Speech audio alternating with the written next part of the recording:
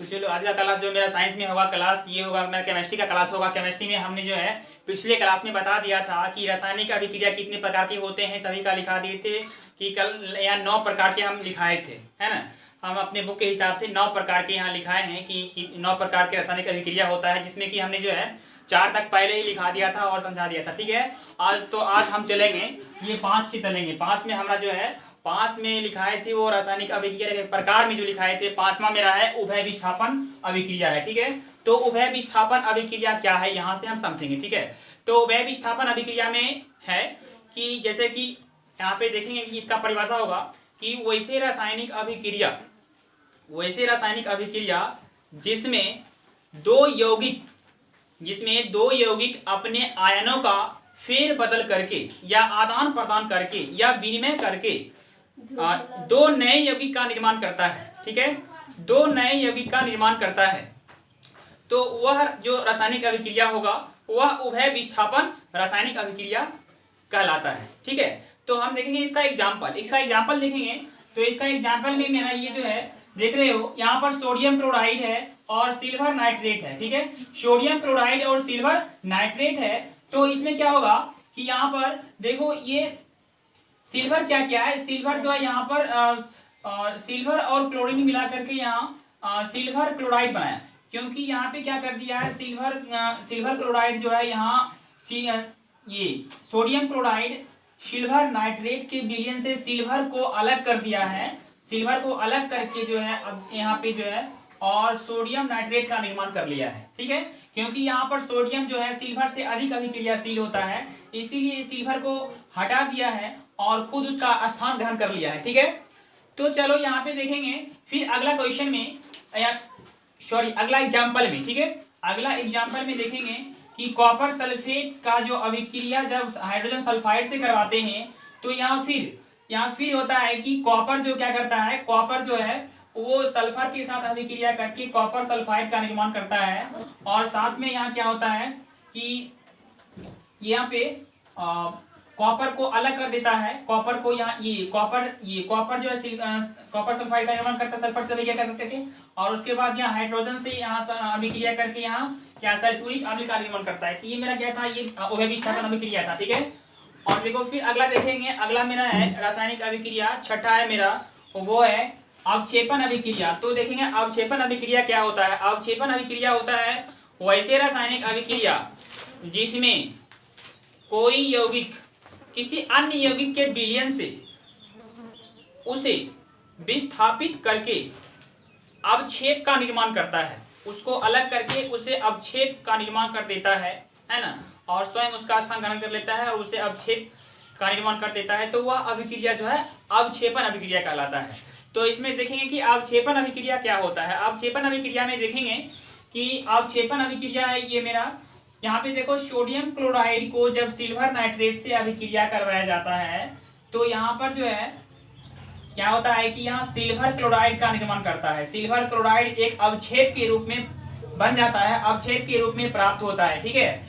और वहां फिर जो है सोडियम क्या करता है, सोडियम नाइट्रेट का निर्माण करता है। सोडियम जो है NO3 के साथ मिलकर के सोडियम नाइट्रेट का निर्माण करता है और ये मेरा सिल्वर क्लोराइड का अवक्षेप प्राप्त होता है। सिल्वर क्लोराइड का जो अवक्षेप होता है वो जो है वो एक अलग प्राप्त हो जाता है, छाली के रूप में अलग प्राप्त हो जाता है, ठीक है।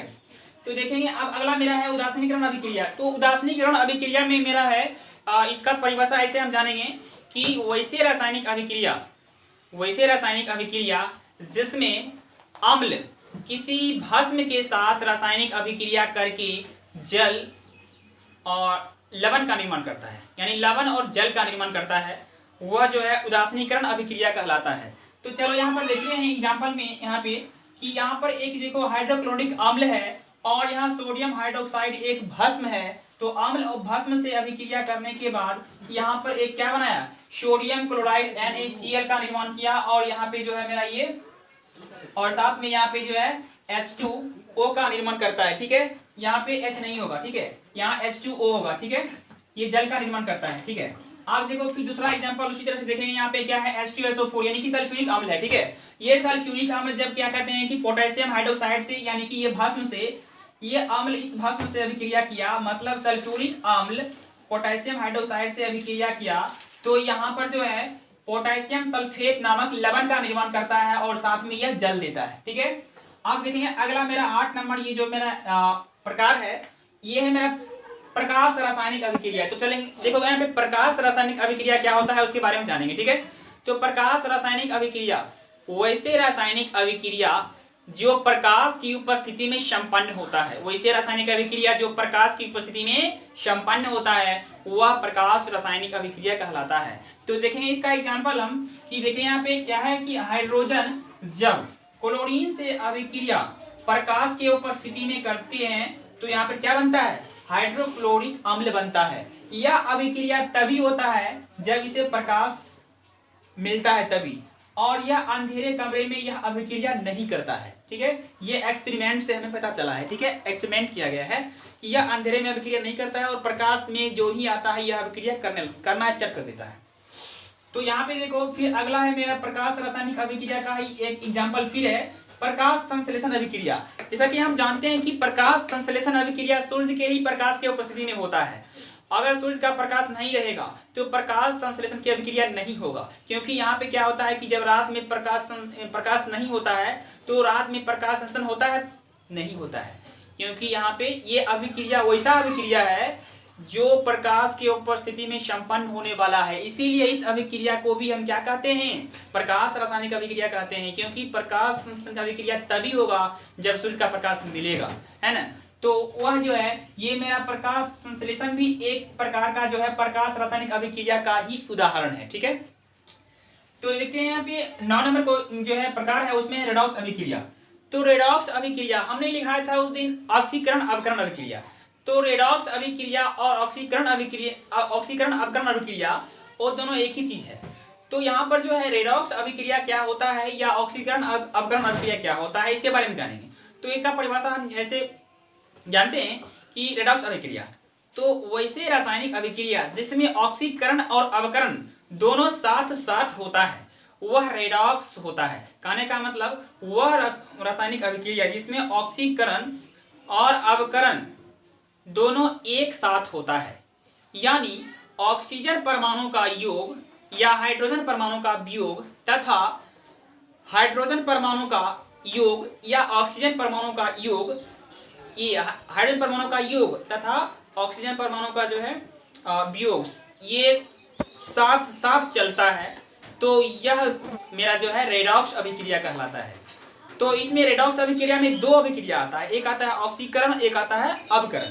तो यहाँ एग्जाम्पल के माध्यम से हम समझेंगे कि ऑक्सीकरण कब होता है और अवकरण कब होता है और दोनों साथ साथ कैसे होता है इसके बारे में जानेंगे। तो देखो यहाँ पे एग्जाम्पल में हम 3 एग्जाम्पल लिए हैं उसके लिए। देखो पहला नंबर मेरा एग्जाम्पल है जब कार्बन ऑक्सीजन से अभिक्रिया करता है तो कार्बन डाइऑक्साइड बनाता है।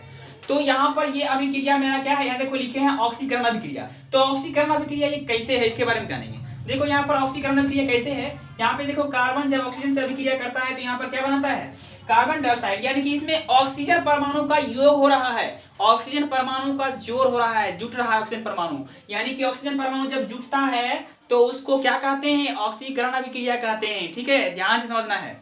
देखो यहाँ पे फिर दूसरा एग्जाम्पल में है कि जब क्या हो रहा है, यहाँ पर हाइड्रोजन जब ऑक्सीजन से यहाँ पे जुट रहा है तो जल बन रहा है। तो यहाँ क्या लिखे हैं, अवकरण अभिक्रिया लिखे हैं, क्योंकि यहाँ देखो यहाँ हम बताए थे जब हाइड्रोजन परमाणु का जब योग होता है, मतलब हाइड्रोजन परमाणु जब जुटता है तब वो जो अभिक्रिया होता है वो क्या होता है, अवकरण होता है। यहाँ देखो हाइड्रोजन परमाणु जुट रहा है तो ये मेरा क्या होगा, अवकरण होगा। ठीक है, अब देखो तीसरा एग्जाम्पल में हम बताने जा रहे हैं यहाँ पे कि दोनों साथ साथ कैसे होता है, मतलब रेडॉक्स अभिक्रिया कैसे होता है। जब भी दोनों साथ होगा तो रेडॉक्स अभिक्रिया होगा। ठीक है, और रेडॉक्स अभिक्रिया इसमें कोई भी समीकरण में इस तरह से ऐसा होता है। ठीक है, देखो यहाँ पर क्या है, कॉपर ऑक्साइड है और यहाँ हाइड्रोजन से अभिक्रिया कर रहा है। कब अभिक्रिया करता है, जब उसमें ताप देते हैं, तब उसको गर्म करते हैं, ताप डालते हैं, तब यह अभिक्रिया करता है। तो अभिक्रिया यहाँ पे करेगा तो देखो यहाँ पर क्या होता है कि कॉपर जो है ऑक्सीजन को त्याग देता है। देखो यहाँ पे क्या लिखा हुआ है, यहाँ CuO है, मतलब कॉपर ऑक्साइड है, और यहाँ सिर्फ कॉपर लिखा हुआ है। इसका मतलब ये हुआ कि ये जो है कॉपर ऑक्साइड ऑक्सीजन को त्याग कर दिया, ऑक्सीजन को हटा दिया। जब ऑक्सीजन परमाणु का हटेगा, मतलब ऑक्सीजन परमाणु का जब वियोग होता है, जब हटता है, तो उस कंडीशन में क्या होता है, उस कंडीशन में अवकरण होता है। यहाँ ऑक्सीजन हट रहा है देखो, तो यहाँ अवकरण हो गया।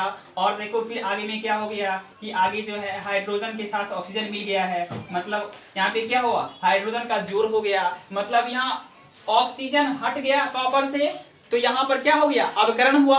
और देखा देखो तो यहाँ पे क्या हुआ, हाइड्रोजन में फिर ऑक्सीजन मिल गया है, तो मतलब यहाँ पर क्या हुआ, ऑक्सीकरण हुआ। तो देखो यहाँ पर ऑक्सीकरण और अवकरण दोनों साथ साथ हो रहा है। तो इस प्रकार की रासायनिक अभिक्रिया क्या होगा, ये होगा मेरा रेडॉक्स अभिक्रिया। ठीक है, आज का क्लास इतना ही, फिर अगला क्लास अगले वीडियो में अगले दिन होगा।